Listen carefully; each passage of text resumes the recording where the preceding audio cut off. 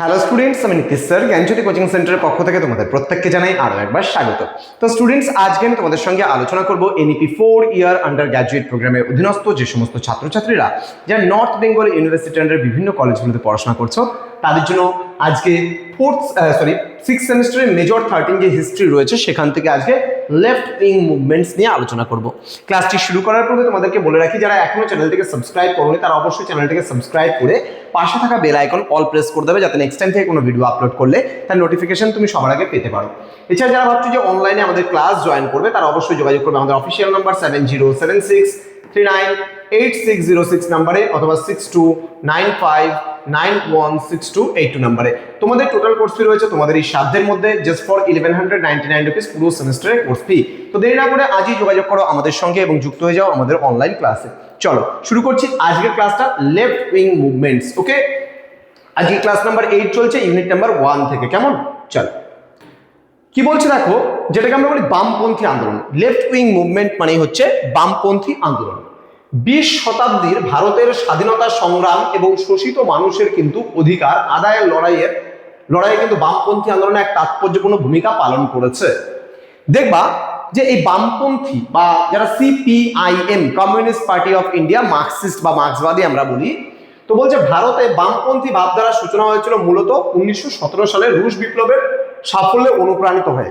যখন রুশ বিপ্লবের সাফল্য আসলো বা সেই সাফল্যের অনুপ্রাণিত হয়ে কিন্তু এই লেফট উইং মুভমেন্ট বা ভারতের বামপন্থী আন্দোলনের কিন্তু সূচনা হয়েছিল। 1920 সালে তাসখান্দে মানবেন্দ্রনাথ রায়ের নেতৃত্বে বা এম.এন. রয় বলে আমরা যাকে জানি, তার নেতৃত্বে কিন্তু ভারতীয় কমিউনিস্ট পার্টি কিন্তু গঠিত হয়েছিল। কিন্তু গঠিত হলেও 1925 সালে কানপুরে আনুষ্ঠানিকভাবে ভারতে এই দলের কিন্তু কার্যক্রম শুরু হয়েছিল, অর্থাৎ কমিউনিস্ট পার্টি অফ ইন্ডিয়ার কার্যক্রম শুরু হয়েছিল 1925 সাল থেকে। ঠিক আছে, তো বলছে এই আন্দোলনের মূল লক্ষ্য ছিল ব্রিটিশ সাম্রাজ্যবাদ বিরোধী সংগ্রামের পাশাপাশি শ্রমিক, কৃষক এবং সাধারণ শ্রমজীবী মানুষের অর্থনৈতিক মুক্তি নিশ্চিত করা। যার জন্য দেখবে যে একদম চা শ্রমিক থেকে শুরু করে একদম গ্রাউন্ড লেভেলের যারা মানুষজন আছে তাদেরকে নিয়ে বেশিরভাগ কিন্তু এই বামপন্থীরা দেখবে আন্দোলন করে। তো বলছে বামপন্থীরা বিশ্বাস করতেন যে প্রকৃত স্বাধীনতা কেবল রাজনৈতিক ক্ষমতা হস্তান্তর নয়, বরং সমাজের আমূল পরিবর্তন। তাহলে এই বামপন্থীদের যে আদর্শ, সেই আদর্শটা কি? এই বামপন্থীদের আদর্শই হচ্ছে যে গ্রাউন্ড ফ্লোরের যারা মানুষ আছে, যে আমার হাতে ক্ষমতা আছে, সেই ক্ষমতাই আমি নিয়ে অপব্যবহার করলাম বা আমি ক্ষমতা নিয়ে বসে থাকলাম, তাহলে হবে না। আমার হাতে ক্ষমতা আছে কিন্তু সেই ক্ষমতাটাকে আমি সঠিক কাজে লাগাতে হবে, এটাই ছিল কিন্তু এদের মূল আদর্শ। বলছে বরং সমাজের আমূল পরিবর্তন এবং শ্রেণী বৈষম্যের অবসান ঘটানো। মানে আমার ঘরে খাবার নেই, আমাকে খাওয়াবে, তুমিও খাবে, আবার তোমার ঘরে খাবার নেই, তোমাকেও খাওয়াবো, আমিও খাবো, এই ধরনের মানসিকতা কিন্তু এদের ছিল। বলছে জওহরলাল নেহেরু ও সুভাষচন্দ্র বসুর মতো নেতারাও কিন্তু সমাজতান্ত্রিক আদর্শে গভীরভাবে প্রভাবিত হয়েছিলেন, যা কংগ্রেসের অভ্যন্তরে বামপন্থী ভাবধারাকে কিন্তু শক্তিশালী করেছিল। তাহলে পরবর্তীকালে কংগ্রেসের অভ্যন্তরেও কিন্তু এই বামপন্থী ভাবধারা প্রবেশ করেছিল। ঠিক আছে, নেক্সট কি রয়েছে দেখে নেবো আমরা নেক্সট স্লাইডে।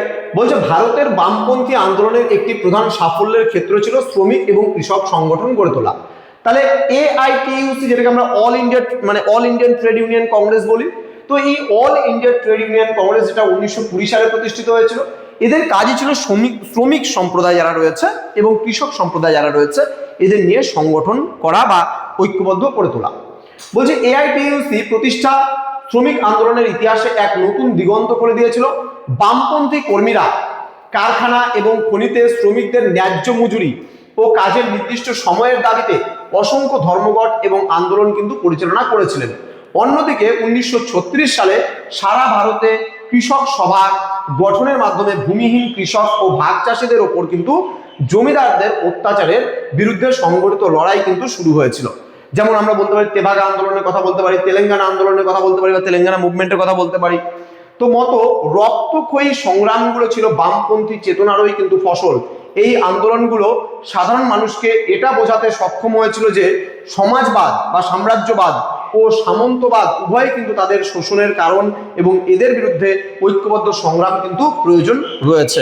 ঠিক আছে, ওকে, নেক্সট কি আছে?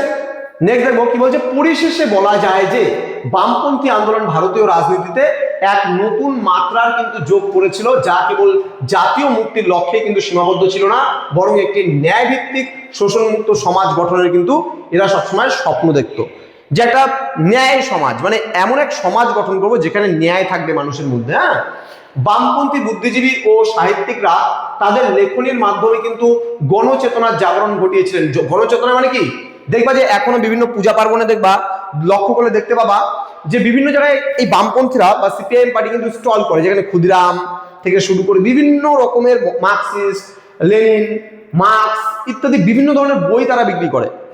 এবং এই লেখনের মাধ্যমেই কিন্তু তারা তাদের গণজাগরণের সূচনা ঘটিয়েছিল, দেখতে পাবে। তো যা ভারতীয় সংস্কৃতি ও রাজনীতিকে আজও কিন্তু প্রভাবিত করে, যদিও বিভিন্ন সময়ে অভ্যন্তরীণ মতাদর্শগত বিভাজন এবং সরকারি দমনের শিকার হতে হয়েছে, তবুও পরাধীন ভারতে বামপন্থীরাই প্রথম পূর্ণ স্বরাজের দাবি জোরদারভাবে কিন্তু উত্থাপন করেছেন। তাহলে পূর্ণ স্বরাজের দাবি কে দাবি করেছেন? মানে পুরোপুরি স্বাধীনতা, মানে পূর্ণ স্বরাজ মানে ফুল ফ্রিডম আমাদের দরকার। আমরা ব্রিটিশ সরকারের আওতায় থেকে আমরা আবেদন নিবেদন কিন্তু করতে পারবো না, আমাদের ফুল ফ্রিডম মানে পূর্ণ স্বাধীনতার প্রয়োজন রয়েছে। তো ভারতের স্বাধীনতা পরবর্তী সময়েও কিন্তু জমি সংস্কার এবং গণতান্ত্রিক অধিকারের লড়াইয়ে কিন্তু বামপন্থী আন্দোলনের মানে অবদান কিন্তু অনস্বীকার্য হয়ে রয়েছেন। তো বলছে আজকের ভারতের সামাজিক কাঠামো এবং জনকল্যাণমূলক রাষ্ট্র ভাবনার মূলে এই দীর্ঘ আন্দোলনের এক গভীর ছাপ কিন্তু রয়ে গিয়েছে।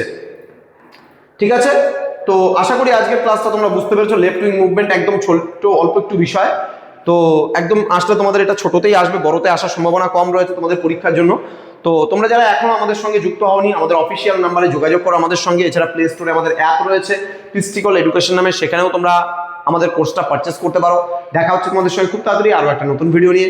তোমরা প্রত্যেকেই ভালো থেকো, সুস্থ থেকো। Thank you so much, thanks for watching after all, thank you.